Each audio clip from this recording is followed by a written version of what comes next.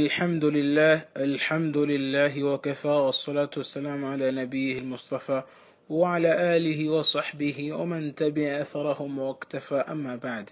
Assalamu alaikum wa rahmatullahi wa barakatuh. Louvo Allah subhanahu wa ta'ala e peço que a paz e a sua bênção estejam com o mais nobre das criaturas, o nosso querido profeta Muhammad sallallahu alaihi wasallam, juntamente a sua família e seus companheiros e todos que seguirem até o último dia. Prezados irmãos, hoje vamos falar sobre o shirk. Falamos num dos áudios anteriormente que um dos aspectos que invalida o tawhid da pessoa é o ato do shirk. O que será isto de shirk? Num sentido restrito da Sharia, o shirk significa jalu sharikin lillahi ta'ala fi rububiyyatihi wa ilahiyatihi. A ação de associar uma divindade ou parceiro a Allah no seu senhorio e na sua adoração é denominada de shirk, ou seja, idolatria. O que é isto de shirk no senhorio de Deus e o shirk na adoração de Deus? Quando a pessoa diz que existe um Senhor para além de Allah, então aqui é um shirk no senhorio de Deus. E quando a pessoa pede a chuva a uma outra divindade que não seja Allah, então aqui há um shirk na adoração. A pessoa, ao sacrificar um animal para um ídolo, ao sacrificar um animal como uma oferta, acampa do seu ente querido, achando que com isso serão solucionados seus problemas, então este é um shirk na adoração.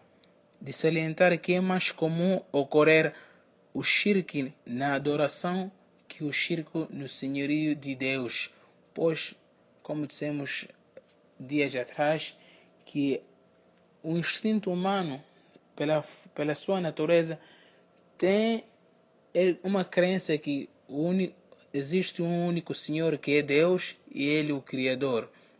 Mas as pessoas facilmente incorrem a este erro, que é o erro de cometer o ato do shirk na adoração. A pessoa, ao tiver algum problema, não está desempregado ou não faz filhos, algumas pessoas recorrem às campas dos seus entes queridos a fim de solicitar ajuda. Aqui a pessoa, nesse caso, diremos que está cometendo o ato do shirk na adoração. Ao sacrificar um animal para um ídolo, aqui ele acaba de cometer o ato de shirk na adoração. A pessoa, ao chegar numa certa zona pedindo refúgio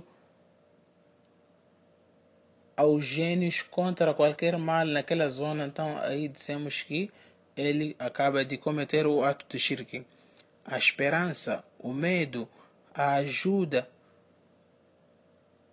o socorro naquilo que ninguém consegue das criaturas excepto Allah subhanahu wa ta'ala.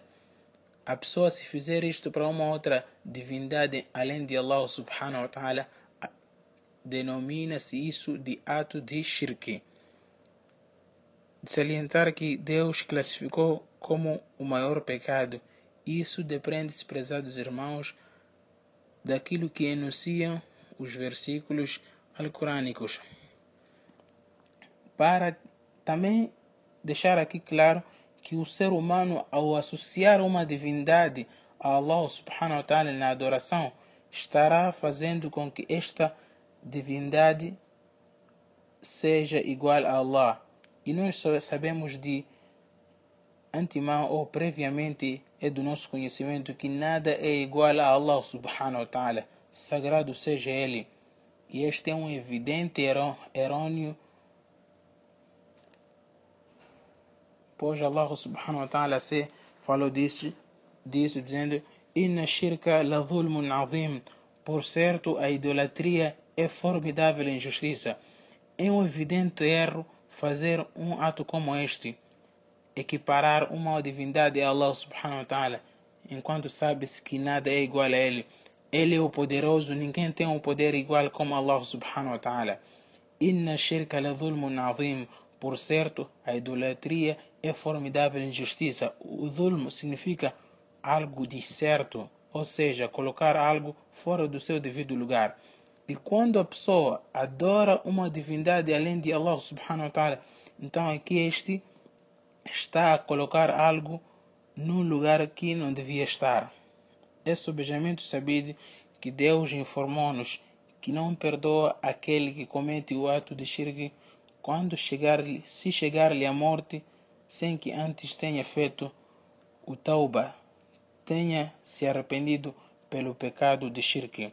Inna Allah la yaghfiru an yushraka bihi.